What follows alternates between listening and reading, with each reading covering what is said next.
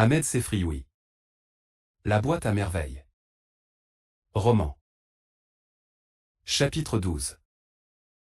Ce jour-là, dès le matin, flottait dans l'air un élément nouveau qui chavirait les cœurs. Même la Lakanza, la Chouafa, personne austère s'il en fut, chantait un couplet à la mode. Je l'écoutais de notre fenêtre. Sa voix chevrotait un peu mais les mots, cœur, œil de gazelle, lèvres de rose parvenaient jusqu'à mes oreilles. Ces mots me rappelaient des objets neufs et précieux qui auraient sommeillé longtemps sous un matelas de poussière. Ils s'élevaient, libres, dans le ciel blanc de l'été, secouant allègrement des ailes sous attachées encore de minuscules et persistantes toiles d'araignée. Longtemps, je répétais dans une exorde de béatitude, œil de gazelle, lèvres de rose. Je trouvais jolis ces mots qui, pour moi, n'avaient aucun sens. Je ne savais pas comment était fait un œil de gazelle ni même une gazelle tout entière. Lèvres de rose évoquaient une image plus accessible à mon imagination. D'ailleurs, je finis vite par admettre qu'une chanson n'avait pas besoin d'avoir un sens. Je me promis de composer plus tard des chansons. Cela ne me paraissait pas difficile. Le vocabulaire m'en était déjà familier. Je parlerais de la nuit, de front couleur de lune, de dents pareilles à des perles enfilées sur un brin de soie, de lèvres de rose ou de corail. Il était toujours question aussi d'un nom de femme. Lequel choisirais-je? Je cherchais un long moment. Aïcha se concrétisait vite en une femme grosse et babillarde, Lala Aïcha, l'amie de ma mère. Rama habitait avec nous. Son prénom ne pouvait m'inspirer. Zoubida, c'est ma mère. Il n'était peut-être pas très correct de mettre le nom de sa propre mère dans une chanson, Zineb me faisait trop de misère, Fatma. Je la voyais de ma place pétrir son pain au milieu de sa chambre. Personne ne peut chanter le nom d'une femme qui, à genoux, à même le sol, pétrit la pâte dans un plat de poterie. Peut-être choisirais-je Zor ou Khadija. Plutôt Zor. Doux souvenir. Visage fardé, bouche souriante. Mes joues s'enflamment au souvenir de la caresse de ta main. Zor, qui en savait si long sur le mariage de la fille du coiffeur Si Abderrahman, occupait encore mon esprit. Je lui avais ménagé dans mon être un nid douillet. Rama entama à son tour une cantilène. Sur un air mélancolique elle appela tous les saints à son secours. Elle se plaignit de sa maigreur et de ses insomnies. Point maigre du tout, elle ronflait, au dire de Saï, à faire trembler les bols de faïence sur leur étagère. Je ne compris pas la suite du poème consacré aux yeux de je ne sais quel jouvenceau, des yeux par Elsa des étoiles surmontées de sourcils comme des sabres recourbés. Kanza, la Chouafa, et Rama la femme du fabricant de charrues avaient donné le ton. Fatma Bezouya suivit leur exemple. Ma mère, timidement, puis d'une voix de plus en plus ferme, remplit la maison de ses roucoulements. Je décidai d'apporter ma modeste contribution à ce concert. Pour y participer, on n'était contraint à aucune règle, on ne devait remplir aucune condition spéciale. Chacun se laissait simplement aller à son inspiration. Mon répertoire se réduisait à 2 mots. Aux nuits. Aux lunes. Je me lançais. Aux nuits. Aux lunes.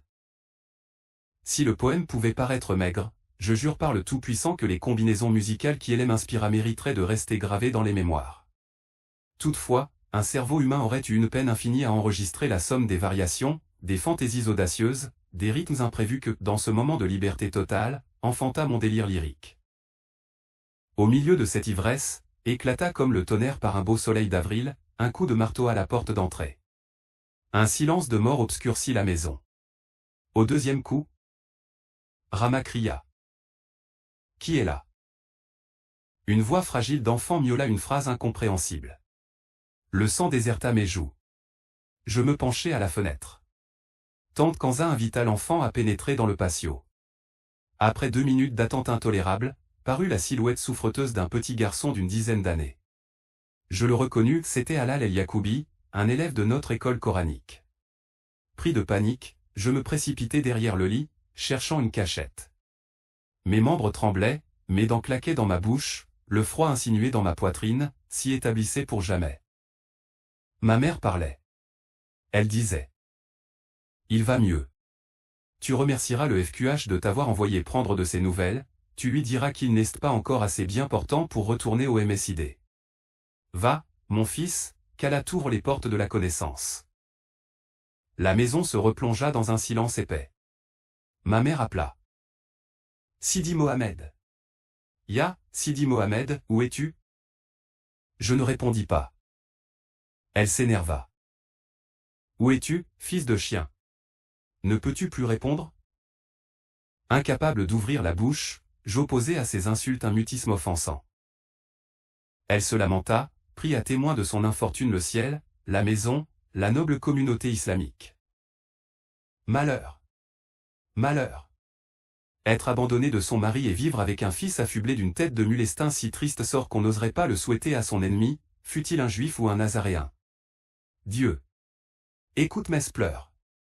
Exauce mes prières. La porte du ciel devait être grande ouverte.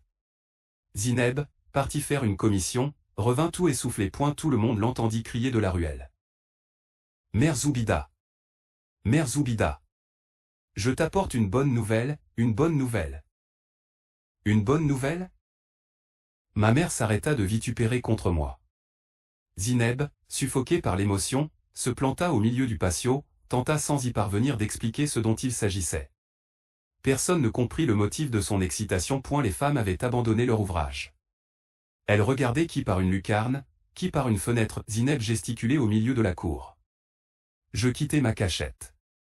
Zineb s'immobilisa épuisée. Toutes les femmes se mirent à l'interroger. Elle releva la tête en direction de notre chambre et parvint y dire enfin. J'ai vu dans la rue, le Mahalem. Abdeslam. Un silence incrédule accueillit cette déclaration. Rama le rompit. Que racontes-tu, petite menteuse? J'ai vu Ba Abdeslam non loin du marchand de farine, près de la mosquée du Bigaradier. Il tient deux poulets à la main. Je l'ai laissé en train de bavarder avec un campagnard qui a une figure longue comme une gargoulette. Kanza de sa chambre dit. Si ce que raconte Zineb est vrai, nous en sommes toutes très heureuses et nous souhaitons au Mahalem Abdeslam bon retour. Ma mère ne disait rien. Elle me rejoignit dans notre chambre et restait au milieu de la pièce les bras ballants. Elle avait quitté la terre, elle nageait dans la joie au point de perdre l'usage de sa langue. Je me précipitai vers l'escalier. Je ne savais pas au juste où je me dirigeais. J'avais parcouru une dizaine de marches lorsque la voix de mon père monta du rez-de-chaussée. N'y a-t-il personne, puis-je passer? Le timbre n'en avait pas changé. Passe, Mahalem Abdeslam. Aujourd'hui est un jour béni. Dieu t'a rendu au tien, qu'il en soit loué, répondit Kanza la voyante. Dieu te comble de ses bénédictions, dit mon père. Je rebroussai chemin. Je voulais le voir entrer dans la chambre. L'escalier me paraissait un lieu sombre, il n'était nullement indiqué pour revoir mon père au retour d'un aussi long voyage. Ma mère n'avait pas bougé. Elle me parut un peu souffrante. Moi-même, je ne me sentais plus très bien. Mon front se couvrit de gouttelettes froides et mes mains tremblaient légèrement. Le pas pesant de mon père résonnait toujours dans l'escalier. Une ombre obscurcit la porte de notre chambre. Mon père entra. Le salut sur vous. Sur toi le salut, murmura ma mère. As-tu fait bon voyage? Louange à Dieu, je n'ai eu aucun ennui, mais je suis un peu fatigué. Sidi Mohamed, viens que je te regarde de plus près. Je m'approchai de mon père. Il se débarrassa des deux poulets. Il les posa à même le sol. Ils avaient les pattes liées par un brin de palmier. Ils se mirent à battre des ailes, à pousser des gloussements de terreur. Mon père m'intimidait. Je le trouvais changé. Son visage avait pris une couleur terre cuite qui me déconcertait. Sa djellaba sentait la terre, la sueur et le crottin. Lorsqu'il passa ses mains sous mes aisselles et me souleva à la hauteur de son turban, je repris entièrement confiance et j'éclatai de rire. Ma mère sortit de sa torpeur. Elle rit comme une petite fille, s'empara des poulets pour les emporter à la cuisine, revint. Aider mon père à vider son capuchon qui contenait des œufs, sortit d'un sac de doux un pot de beurre, une bouteille d'huile, un paquet d'olives, un morceau de galette paysanne en grosse semoule. Prise d'une lièvre d'activité, elle rangeait nos richesses, soufflait sur le feu, allait, venait d'un pas pressé sans s'arrêter de parler, de poser des questions, de me gourmander gentiment. Installé sur les genoux de mon père, je lui racontais les événements qui avaient meublé notre vie pendant son absence. Je les racontais à ma façon, sans ordre, sans cette obéissance aveugle à la stricte vérité des faits qui rend les récits des grandes personnes dépourvus de saveur et de poésie. Je sautais d'une scène à une autre, je déformais les détails, j'en inventais au besoin. À chaque instant, ma mère essayait de rectifier ce que j'avançais, mon père la priait de nous laisser en paix. Les voisines faisaient à haute voix des vœux pour que notre bonheur soit durable et notre santé prospère. Des you-you éclatèrent sur la terrasse. Des femmes venues des maisons mitoyennes manifestaient ainsi, bruyamment, la part qu'elles prenaient à notre joie. Ma mère ne cessait de remercier les unes et les autres. Driss El Awad arriva de son atelier. Sa femme le mit au courant du retour de mon père. Il appela. Mahalem Abdeslem. Nous sommes très heureux de te voir de retour parmi les tiens. Monte un instant, Driss. Driss, le fabricant de charrues, avait le même âge que mon père. Tous les deux frisaient la quarantaine. Ils se connaissaient depuis longtemps et s'estimaient beaucoup. Driss El Awad monta chez nous. Les deux hommes, après les salutations d'usage, discutèrent familièrement.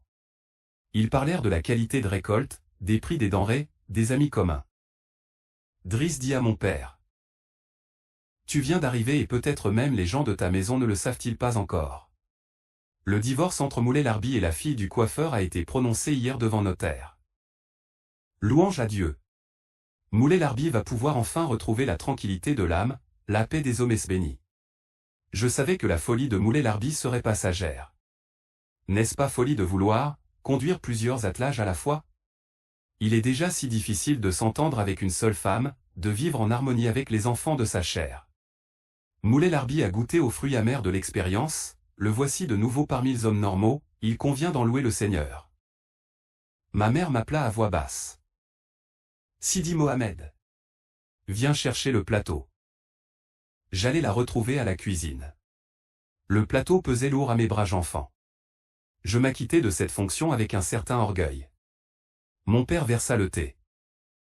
La conversation des deux hommes reprit. Elle se transforma peu à peu en ronronnement. La fatigue envahit mes membres. Je me sentis triste et seul. Non. Je ne voulais pas dormir, je ne voulais pas pleurer point moi aussi, j'avais des amis. Ils sauraient partager ma joie. Je tirai de dessous le lit ma boîte à merveille. J'y l'ouvris religieusement. Toutes les figures de mes rêves m'y attendaient. Fès, 1952.